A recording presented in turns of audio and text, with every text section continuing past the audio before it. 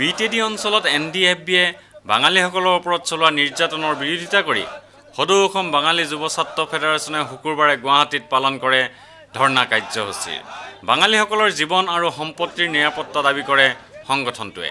কাৰণ BTD-ত বাঙালী ক্ষুদ্ৰ ব্যৱসায়ীৰ পৰা ঠেলাৱলালৈকে সকলোকে NDFB-য়ে ধন দাবী কৰি আহিছে। সংগঠনটোৱে অভিযোগ কৰে BTD-ৰ পৰা বাঙালী হতা অভিযান আৰম্ভ কৰিছে NDFB-য়ে। ধৰ্ণাথলীত ফেডাৰেশ্যনৰ কৰ্মীসকলে বিভিন্ন শ্লোগান দি পৰিৱেশ উত্তাল কৰি তোলে।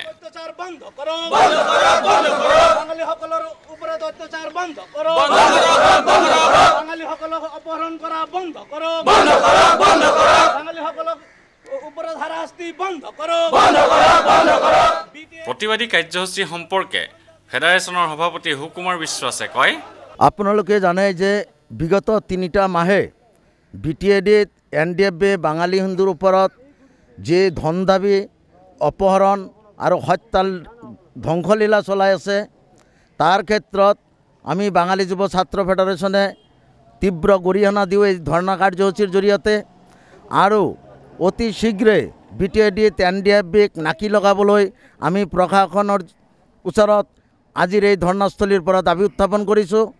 যদি স্থানীয় প্ৰশাসনে যদি এই NDFB-ৰ ধন দাবী অপহৰণ হত্যালীলাৰ বিৰুদ্ধে তীব্ৰ অভিযান নচলায় আৰু আমাৰ অপহৃত ব্যক্তিসকলক যদি মুক্তি প্ৰদানৰ বিহিত ব্যৱস্থা নকৰে তেনেহ'লে আমি NDFB-ৰ বিৰুদ্ধে আৰু প্ৰস্তাৱিত বড়োলেণ্ডৰ বিৰুদ্ধে আমি দিল্লীলৈ যাম। দিল্লীত গৈ তাতে আমি মাননীয় ৰাষ্ট্ৰপতি তথা বিভাগীয় কৰ্তৃপক্ষক এই সম্পৰ্কে আমি অৱগত কৰাম। BTD-ত যিটো ধ্বংসলীলা চলাইছে NDFB-য়ে সেই ঠাইত যি অশান্ত জৰ্জৰ পৰিস্থিতিৰ সৃষ্টি হৈছে আৰু ইয়াৰ মূলতে যে হাগ্ৰামা প্ৰশাসনো দায়ী, কাৰণ তেওঁলোকৰ নিৰৱ ভূমিকা যেন NDFB-ৰ এই ধন দাবী অপহৰণত তেওঁলোকে সমৰ্থক আমাৰ এনেকুৱাই ভাৱ হৈছে। গতিকে আমি দাবী জনাম, আমি 15 দিন সময় দিছোঁ হাগ্ৰামা প্ৰশাসনক। 15 দিনৰ ভিতৰত তেওঁলোকে যদি NDFB-ক নাকি লগাব নোৱাৰে, আমাৰ অপহৃত ব্যক্তিসকলক যদি মোকলাই আনিব নোৱাৰে তেনেহ'লে আমি হাগ্ৰামা প্ৰশাসনৰ ক্ষমতা ৰাজ্যপালৰ হাতলৈ আনিবলৈ আমি ৰাজ্যপালক অনুৰোধ জনাম। প্ৰয়োজনত আমি ৰাষ্ট্ৰপতিকে ক'ম যে অতি শীঘ্ৰে হাগ্ৰামা প্ৰশাসনৰ সমস্ত ক্ষমতা যাতে ৰাজ্যপালৰ হাতত অৰ্পণ কৰে আৰু তাতে ৰাজ্যপালৰ শাসনত যাতে BTD-ৰ শান্তি সম্প্ৰীতি ঘূৰাই অনাৰ চেষ্টা কৰে।